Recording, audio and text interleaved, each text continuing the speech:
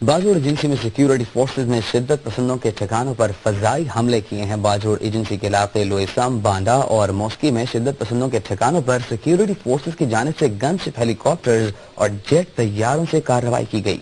कार्रवाई के नतीजे में फौरी तौर पर किसी जानी नुकसान की इत्तला नहीं मिली। सिक्योरिटी फोर्सेज ने लोएसम के इलाके से मिलने वाली 4 सिक्योरिटी एहलकारों की लाशें पेशावर मुंतकिल कर दी हैं। बाजोड़ एजेंसी के सदर मकाम खार और मुल्हिका इलाकों में शिद्दत पसंदों की नकल हरकत में इजाफे के बायस मकामी अफराद ने नकल मकानी शुरू कर दी है और सैकड़ों खानदान मोहम्मद एजेंसी, जिलादीर और दूसरे इलाकों में मुंतकिल हो गए हैं। कुरम एजेंसी में कबाइल के दरमियान जारी झड़पों में शिद्दत पसंदों के 2 मकामी कमांडर समेत 10 अफराद हलाक और 20 जख्मी हो गए। 4 रोज से जारी लड़ाई के दौरान अब तक 27 अफराद हलाक हो चुके हैं। कुरम एजेंसी के इलाके बिलियामीन, तुगानू किले, गुल मोहम्मद किले, कंदो किले, हाजी इस्माइल किले और कच किले में बंगश और तूरी कबाइल के दरमियान ताज़ा लड़ाई में मजीद 10 अफराद हलाक और 20 के करीब जख्मी हो गए। झड़पों में बंगश कबाइल के हामी 2 कमांडर्स भी मारे गए, जबकि एक रेडियो स्टेशन और 50 से जायद मकानात तबाह हो गए। कबाइल ने एक दूसरे के 10 से जायद अफराद को यरगमाल बना लिया है। तहरीक तालिबान पाकिस्तान सवात के अस्करी कमांडर गजनवी ने कहा है कि मालाकन में शरीयत के निफाज के लिए किए गए मुआहिदों की खिलाफ वर्जी हुकूमत की जानिब से की गई है। सवात के नामालूम मकाम पर जीनिस के नुमाइंदे आसिम अली राना और मुर्सा खान से गुफ्तगू करते हुए कमांडर गजनवी ने कहा कि अस्करियत पसंदों के खिलाफ इलाके में नेटो फोर्सेस की आमद से कोई फर्क नहीं पड़ता और वो पहले ही हालत जंग में हैं। उनका कहना था कि जो भी सदर मुशर्रफ के मुआखजे में उनका साथ देगा वो तहरीक तालिबान का दुश्मन होगा। अभी आपके सामने है कि उसके बाद भी अभी जो लड़ाई शुरू हुई है वो इनकी तरफ से शुरू हुई है, हमारी तरफ से नहीं। हम अब भी उसकी पासदारी करेंगे और मुआहदे की पासदारी करेंगे, मगर मुआहदा इन्होंने तोड़ा है।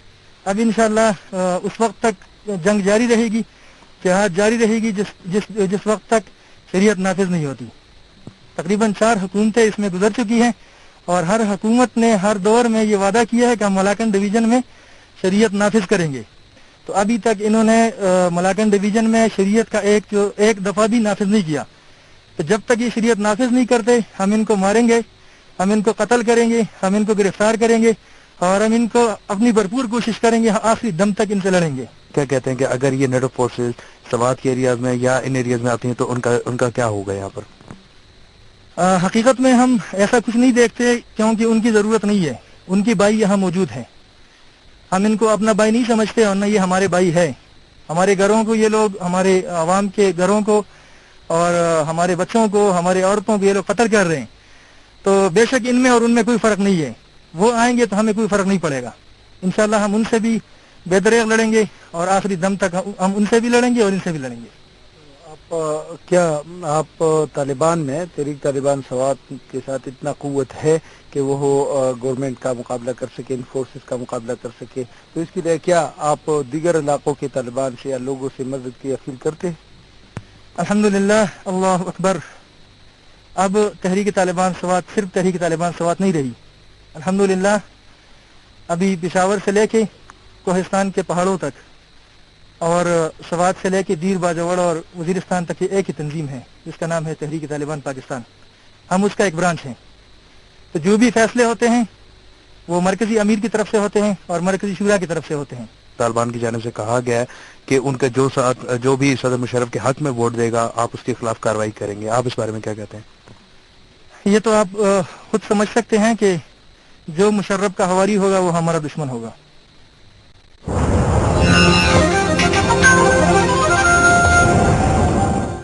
और अब एक ब्रेक, जिसके बाद बुलेटिन में शामिल की जाएंगी पाकिस्तान